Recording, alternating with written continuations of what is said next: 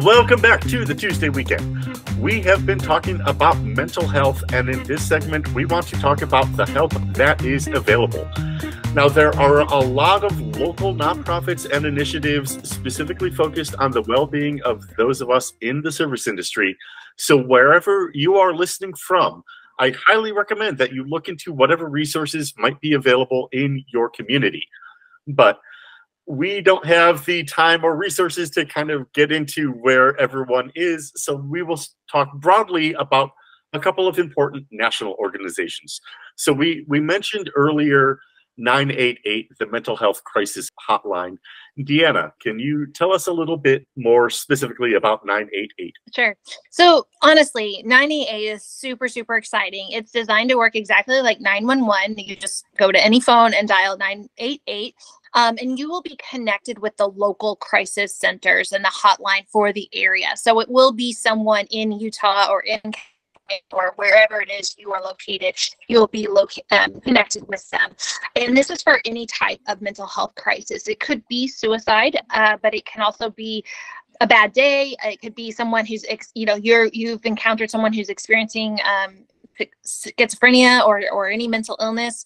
And so I would just encourage you to call them, and if they reroute you somewhere else because the issue isn't serious enough, then by all means. But please use this. It's really, really exciting. This bill actually passed in 2020 through a lot of work, actually from the senator from Utah, Orrin Hatch.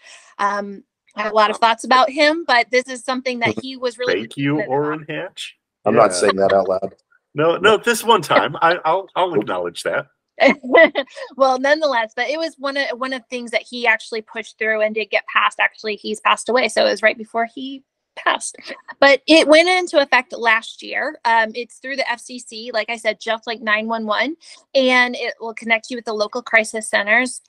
Please use it. The community, we want everyone to be using this number. This is by far the most encompassing.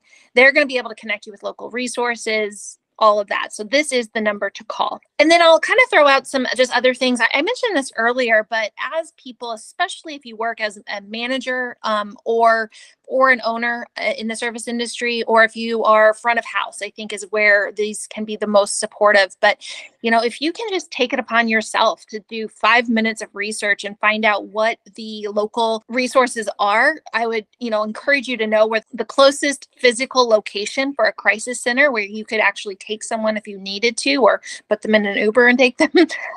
But I think that would be really, really valuable for you to know and have on hand. There are many different local associations. One, and again, this is specific in Utah, but I really love this organization, and I'm sure there's other ones out there. It's called USARA, USARA. It's Utah Support Advocates Awareness, Recovery Awareness. And this is really specific for people with substance use problems and challenges that are trying to overcome them. And one of their big core tenets is the idea of peer support. So peer support is kind of like a sponsor in AA. It's someone who has had a lived experience. And when you partner with that person, they're going to be able to really guide you through challenges and things that they've done in the past to help themselves. And they're also going to be able to help you advocate for what you might need, because substance misuse and mental illness does fall under disabilities. And so being able to kind of help you talk to your boss if you need to inform them of what's going on, or help you advocate for some type of social service that you might have access to. Those things are going to really support you, whether in your recovery process for substance use, or if you are diagnosed with a mental illness, and even if you're not diagnosed with a mental illness.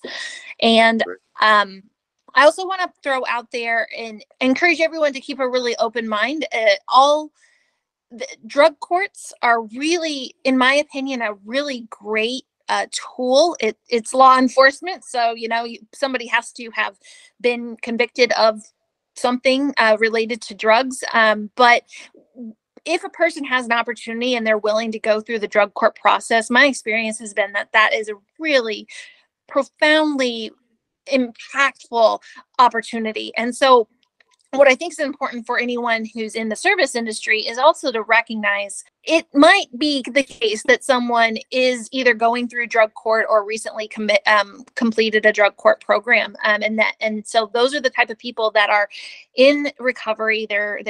They're living a life of sobriety, probably due to the fact that they had to commit to that because of drug court, but they're probably working for you. And so having that understanding that that's really, in my opinion, a really great program, you can be a lot more supportive of those folks. And it's, just even like if you're going bowling, right? Like invite them to come bowling, because there's all of a sudden there's like just so many things that they're not really up for hanging around for a drink after work. And they might be willing to sit around. Someone in my life is been sober for about 9 years, and he still goes to the bar and sits with everybody, and that's okay for him. But a lot of people that's not okay for, right? So just recognizing that people are going through tough times and you can be a positive support for them is really important. And then the last place I'll mention is NAMI, which is the National Alliance on Mental Health. And again, they have a really great peer support program. I'm a big champion of peer support. I think that's a really valuable tool.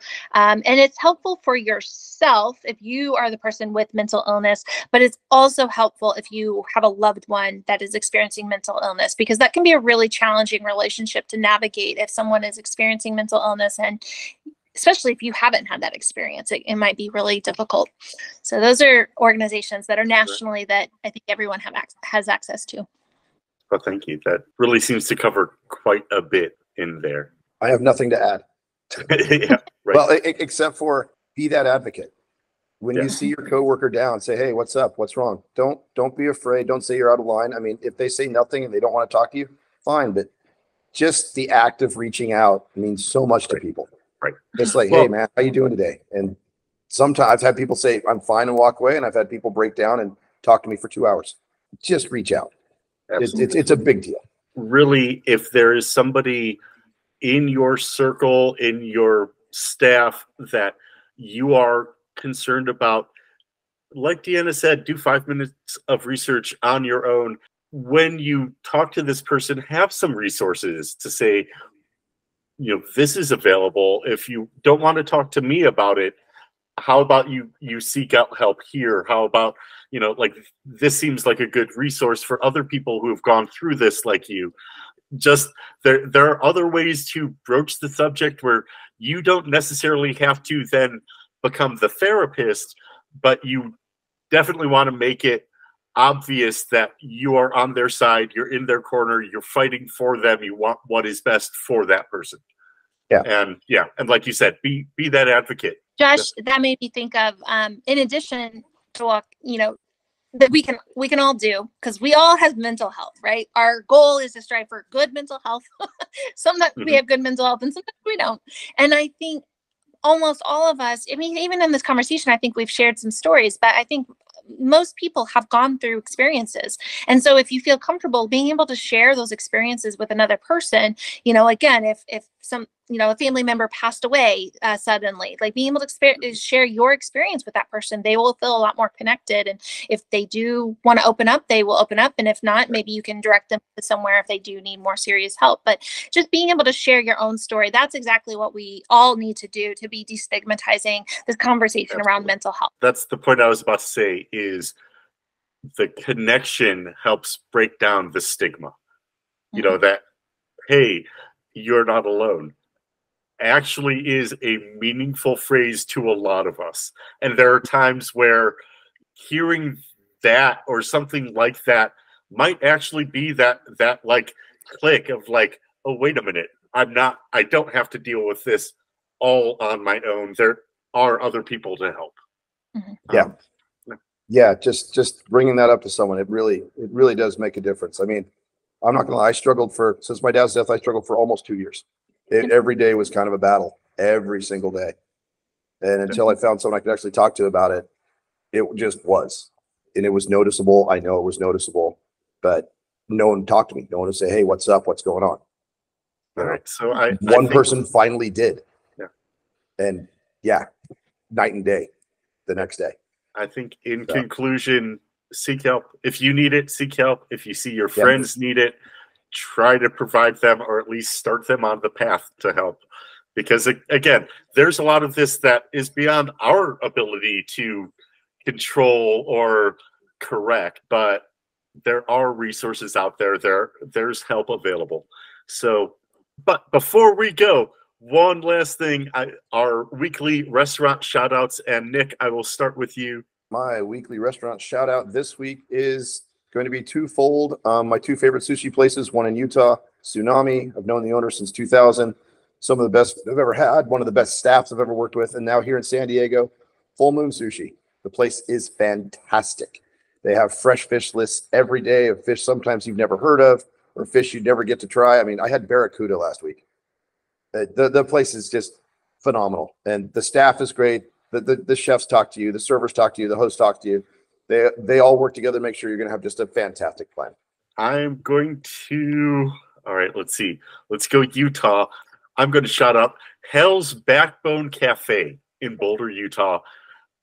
Great food, excellent service, but also the owners are deeply embedded in the local environmental issues in the Grand Escalante area. Southern Utah is a beauty to behold, and in fact, I get to drive across it next week. So that's why Hell's Backbone is in my mind, because I'm going to make a point to stop in there on my way past, even though it is not directly in my way, because they really do fantastic work for their community. And, you know, it's not always easy being an environmentalist in a small town in a red state. So, you know, thank you. Keep doing the good work. And Deanna, is there a restaurant you would like to shout out this week? Tough, because I'm put on this spot, but I'm in a rural area back home where I grew up, which is in southern Indiana. And recently I went to a place called Nob Hill Tavern in Newburgh.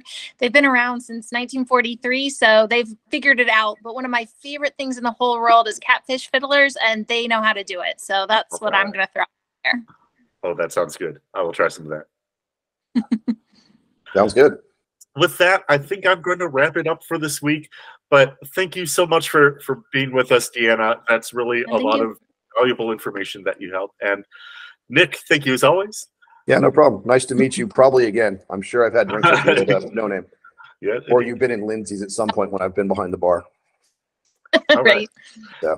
All right. So for our listeners, please like, subscribe, find help if you need it, leave us some comments, tell us about your experience if you have had a direct experience dealing with a mental health crisis at work, or somebody who really is just, that bad day is way beyond a bad day.